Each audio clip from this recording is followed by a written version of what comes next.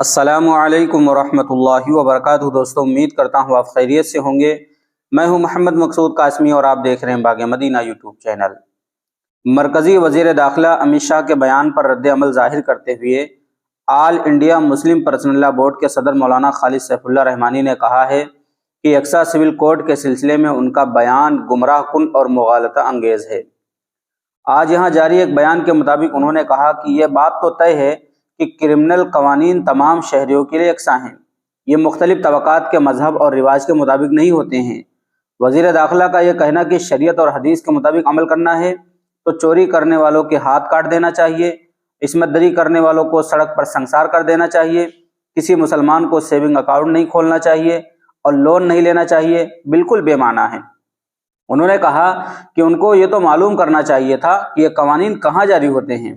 جرم و سزا کا قانون ایسے ملک میں نافذ ہوتا ہے جہاں مکمل اسلامی شریعت نافذ ہو، اور یہ بات بھی قابل توجہ ہے کہ یہ تمام باتیں صرف اسلامی شریعت کا قانون نہیں ہیں بلکہ تمام مذاہب کا مشترکہ قانون ہے۔ خود منوسمرتی میں چوری کی سزا اور نقب زنی کی سزا ہاتھ کاٹنا بتائی گئی ہے۔ زنا کرنے والی عورت کی سزا یہ ہے کہ اس کو بھوکے کتے کے آگے ڈال دیا جائے تاکہ وہ اسے کاٹ کھائیں، اور زنا کرنے والے مرد کو لوہے کا پلنگ آگ سے تپا کر اس پر ڈال دیا جائے تاکہ وہ جل کر مر جائے۔ اگر زنا بالجبر کا ارتکاب کرے تو مرد کا عضو تناسل کاٹ دیا جائے۔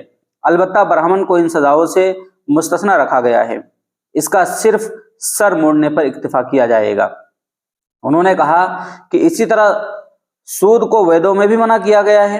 دنیا میں جتنے بھی مذاہب گزرے ہیں بشمول ہندو مت اور اسلام کے، ان کے یہاں اخلاقی اقدار کو بڑی اہمیت دی گئی ہے اور ان کو قائم کرنے کے لیے دو کام کیے گئے ہیں۔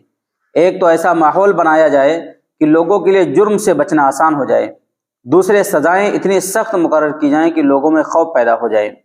اس لیے ایسی مثالیں دے کر شریعت اسلامی کو بدنام کرنا متعصبانہ ذہن کا پتہ دیتا ہے۔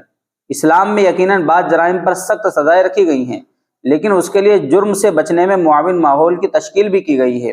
اسلام میں شراب کی بھی سخت سزا ہے، لیکن جہاں پوری اسلامی شریعت نافذ ہوگی وہاں نہ شراب کے کارخانے ہوں گے اور نہ شراب خانے ہوں گے۔ اسلام میں زنا پر سخت سزا رکھی گئی ہے، لیکن اس کے ساتھ پردے کا پورا نظام رکھا گیا ہے۔ جہاں پوری اسلامی شریعت نافذ ہوگی وہاں مردوں اور عورتوں کا اختلاط نہیں ہوگا، وہاں دونوں کے لیے الگ الگ کلاس رومز ہوں گے۔ انہوں نے کہا کہ ہر شعبے زندگی میں عورتوں کے لیے خصوصی انتظامات ہوں گے۔ ظاہر ہے کہ وہاں بدکاری کے واقعات خود بخود کم ہو جائیں گے۔ اسی طرح اسلامی حکومت ہر شہری کی بنیادی ضروریات مہیا کرنے کی پابند ہوگی تاکہ چوری اور ڈاکہ زنی کے واقعات پیش نہ آئیں، اور اگر کوئی شخص بھوک اور فاقے سے مجبور ہو کر چوری کرے تو اس پر چوری کی سزا نافذ نہیں ہوگی۔ اسی لیے سعودی عرب اور جن علاقوں میں کبھی جرم و سزا کے طور پر شرعی سزا نافذ کی گئی وہاں جرائم کی شرح صفر پر آ گئی ہے۔ اس کے برخلاف جہاں جرم کو روکنے کے لیے ماحول سازی کا کام نہیں ہوا اور صرف سزائیں سخت مقرر کی گئی وہاں جرم میں اضافہ ہی ہوتا رہا، جس کی ایک مثال ہمارا وطن عزیز بھی ہے۔ انہوں نے کہا کہ ہمارے ملک میں مختلف اکائیوں کے لیے سماجی قوانین کے فرق کو قبول کیا گیا ہے، اس لیے دستور کی دفعہ 25 میں مذہبی آزادی کی ضمانت دی گئی ہے۔ اسی لیے نکاح وغیرہ کو اپنے اپنے مذہب اور رواج کے مطابق انجام دینے کی گنجائش رکھی گئی ہے۔ یقیناً اسلام میں مرد کو ایک سے زیادہ نکاح کی اجازت دی گئی ہے، لیکن یہ صرف اجازت ہے، اسلام نے اس کا حکم نہیں دیا ہے کہ اور نہ خاص طور پر اس کی ترغیب دی ہے، اور یہ اجازت دوسرے مذاہب میں بھی دی گئی ہے۔ ہندو دھرم میں شودر کے لیے صرف تو ایک بیوی رکھنے کی اجازت ہے، ویش کے لیے 2، چھتری کے لیے 3، مگر برہمن کے لیے 4 اور بادشاہ کے لیے وہ جتنی چاہے۔ دنیا کے دیگر مذاہب میں بھی ایک سے زیادہ بیوی کی اجازت دی گئی ہے، کیونکہ بعض دفعہ مرد کے لیے ایک سے زیادہ نکاح ایک سماجی ضرورت بن جاتی ہے، اور یہ بات اخلاقی اقدار کی حفاظت میں مددگار ہوتی ہے۔ افسوس کی بات ہے کہ ایک سیکولر ملک کا وزیر داخلہ اپنے ہی ملک کی دوسری سب سے بڑی اکائی کے بارے میں نفرت و تعصب پر مبنی ایسے خیالات کا اظہار کرے۔ انڈیا مسلم پرسنل لا بورڈ اس کی سخت مذمت کرتا ہے اور تمام برادران وطن سے اپیل کرتا ہے کہ وہ ایسی باتوں سے غلط فہمی کا شکار نہ ہوں۔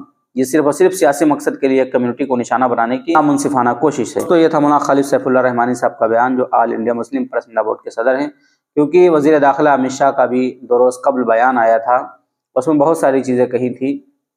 اب آپ حضرات کا اس کے متعلق کیا کہنا ہے، نیچے کمنٹ باکس میں اپنی رائے کا اظہار ضرور کریں۔ پہلی بار چینل کو دیکھنے سبسکرائب بھی کر سکتے ہیں۔